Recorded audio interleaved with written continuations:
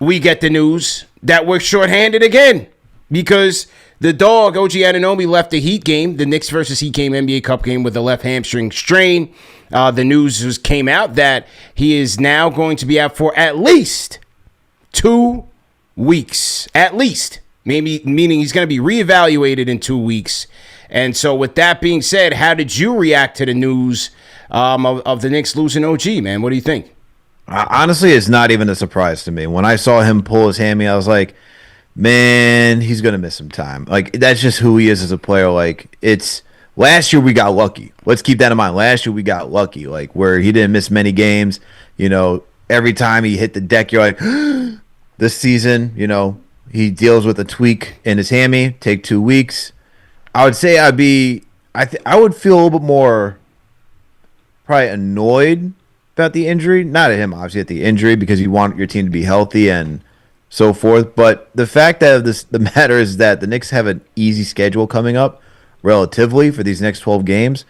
And so when I spoke with CK on post game after, you know, they just mollywopped the Heat, I was like, you know what? If you're going to have Brunson and OG miss time, this is probably the right time for them to miss it. And I want your opinion, CP, because CK and I said they can go 9-3 during this time period without Brunson and OG. But I want your thoughts. So I'm going to list the 12 games. We did the 10 games. You know, Yeah. we did the 10 game breakdown. But just to talk about the next 2 games that go on top of that, it's Miami that we get Monday, then Dallas, Orlando, Brooklyn, Charlotte, Milwaukee, Toronto, Boston, Charlotte, Utah, Orlando, Indiana. So that will take us all the way to December 18th. So a little bit longer than 2 weeks, but just to give a little bit of cushion. And obviously Brunson's day to day. What do you think about that with OG and Brunson? Well, Brunson's TBD, but with at least OG missing that time period. Yeah, all winnable. All winnable games. You know, look, obviously you don't want to look past anybody on the schedule, but it is a quote-unquote lighter part of the schedule. I think the schedule will start to get a little bit more challenging after the NBA Cup and into the new year. But for now, yes, they will have 5 games on the road. They'll go to Miami on Monday for a rematch for the third matchup there. They will go to Dallas, go to Orlando, they will go to Charlotte, and they will go to Brooklyn. Or they will go to Brooklyn, then go to Charlotte. So all winnable games on that schedule. But nevertheless, I'm with you in that with OG's injury, it's something that you have to expect every year, especially a hamstring. Every time he goes down, every time he takes a hard drive to the basket, you have to hold your breath and hope that he's going to be able to get through it and be able to play the next play at next play speed, as Mike Brown would say. But it's one of those things that you have to expect. The Knicks were very fortunate last year with whole team wise in terms of their injuries, and it just. To think that we were going to have the same luck 2 years in a row just doesn't work like that in the NBA, man, especially at the speed that these guys play at, the physicality that they play at. Unfortunately for the Knicks, it's going to happen. And for OG, it stinks because he was having a great year so far, career highs across the board. I mean, his differential with the Knicks, bro, is a plus 23.5. All right, so talk about a guy who gives you two-way maximum effort and is an impact player, whether you look at the stat sheet or not. And so, when you think about defensively at the point of attack, shooting the gaps, taking the chances, getting the steals, of a complete disruptor, you're going to be missing that. And you're going to be facing, some good talent on the wings on this trip. Norman Powell, all-star campaign. You're going to see Franz. You'll see Miles Bridges when you go to Charlotte. You're going to see Cooper Flagg. So you're going to see a number of good wings and guard wing tweeners along this road trip. And without OG, it's going to be tough without him, man. So it's time for him to heal up. It's time for Captain Clutch to heal up, and for the Knicks, it's a next man up situation. Absolutely. And look, last season, this is a guy who was averaging 18 points, getting you, what was it right here, about 5 rebounds per game, 2 assists, 1.5 steals, about 1 block. And That's just last year. And he was shooting 47.6% from the field, 37% from downtown. Had an effective field goal percentage of 56%. And this is how he was starting this year. He would start averaging 16 points, was getting, where is it, about, he was getting close to 6 rebounds, 5.6 rebounds per game, same amount of assists. Started the year off with 1.9 steals, 0.7 blocks. Like, he was really on a pace to really make, like, Save up to $1,000 on special deals during Ray Moore and Flanigan's early Black Friday sale. What happens when real patients move curing hepatitis C from their to-do list to their today list?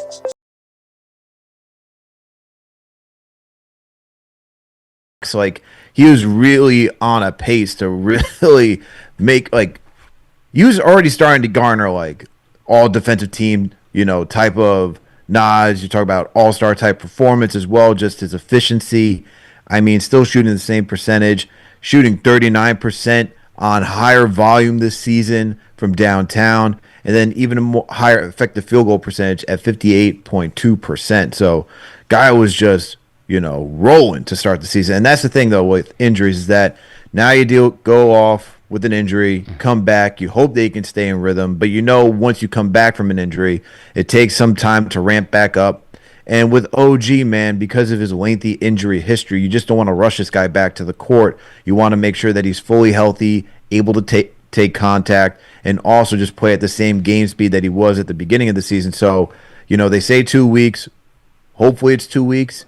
But this is also a guy that you don't want to rush, because the impact that he makes defensively, it's why he's one of the highest paid players in the league. We were having that conversation with LD. We talk about Cat's contract value, OG's contract value. Some may say it's overpaid, but for a guy who can guard 1 through 5 very easily, and then when you're talking about giving you 18 points efficiently on one end last season, and it looked like he was about to do even greater than that this season.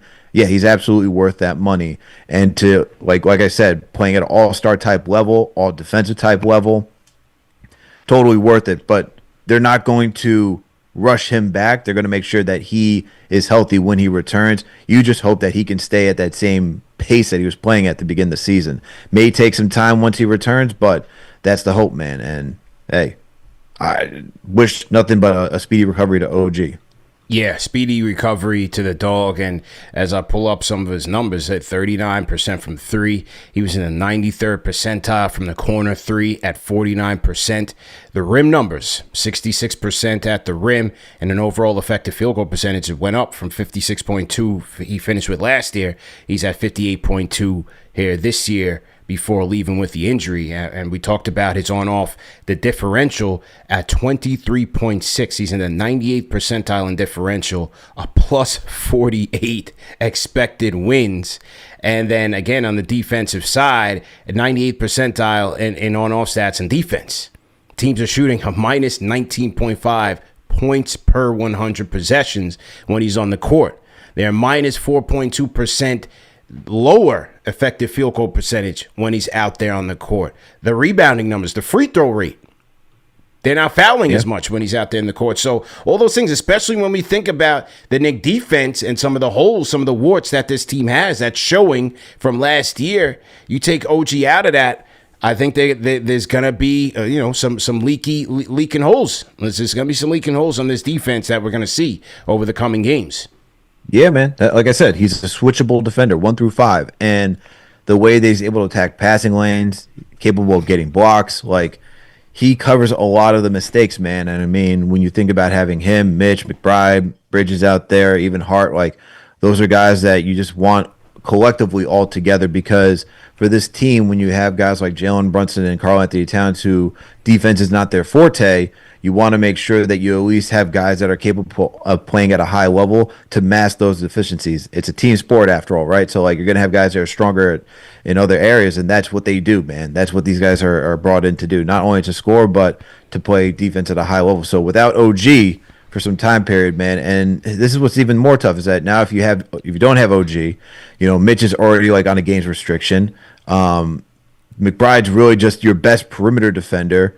Bridges, like, yes, he's switchable. He's like above average. He's not. I'm not going to say he's like the elite defender, right? But he's a good defender. He's above average for sure. But it's like what OG does, you just can't replicate, and we don't have enough of that on this team. And then I know what you always talk about, having enough wings. Right. Now you're down a wing for some time, and it's like, what do you do to, mask that, to like work around it? These are the things, man, with the roster construction here, especially when you have a guy who has such a unique skill set that cannot be replicated and just takes your team to that next level. Well, when Mike Brown talked about in training camp, when he felt like, maybe it's coach speak, maybe it's not, but when Mike Brown felt that everybody in this roster was going to play at some point during the season, well, we've reached a point in the season where you're going to have to see Mohamed Diawara. You're going to have to see Pacome Dadier get thrown into the fire. Throw these guys into the deep end. We're watching around the league now several draft picks that the Knicks passed up on in that 24 draft. Look at what A.J. Mitchell is doing with the OKC Thunder. My gosh, he's ready to usher in the next wave of talent for the OKC Thunder. Like, it's crazy. Look at Larson with the Heat. Yes. Right? He's starting for the Miami Heat right now. And I get it. The Dadier pickup was a salary cap exercise, and, they got Kolek in the second round, but these guys got to have to start showing something. They got to start showing a little bit something that they're even capable of playing rotation minutes, situational minutes, whatever it is. So now's the time for next man up, for them to step up. Pacome Dadier being first. He was the Knicks' first round pick. Like, where is he? If I'm one of the guys on the beat, I'm asking Mike Brown, what is the plan for your young players at this moment in time? And so I'm looking at Dadier, Diawara. Is it Trey Jemison going to be getting more burn? Does Tosan get a look? I like him as a scrappy player, as a scrappy wing. He can give the Knicks some energy. They're going to need it. They're going to need to expand that rotation, and those guys are going to have no better opportunity than now to showcase themselves. Absolutely, CP. Absolutely. And especially Diawara. I mean, he's the most intriguing, especially what we saw in Summer League. Especially if you want to talk about wingspan and switchability while OG is out, and defense. He gives you all that, especially when you're looking from a defensive end of what you're going to be missing. But to your point, if we're going to keep it a buck and put the front office to the fire, the whole point is you wanted to bring in a head coach that was, focused around development, communication. You brought in like this whole developmental staff.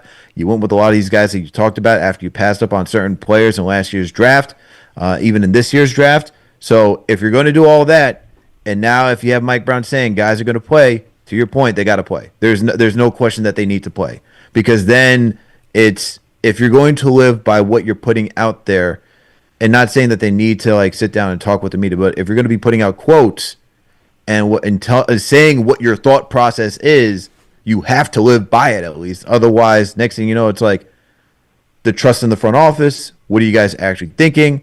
And did you guys make bigger blunders with these draft picks? Because if I don't see Dadier, if I don't see Kolek, if I don't see a Diawara, if I don't see any of these guys, that means you guys don't believe in any of these guys that you drafted. And then I got to start looking at Walt Perrin and be like, yo, who are we drafting over here? What are we doing?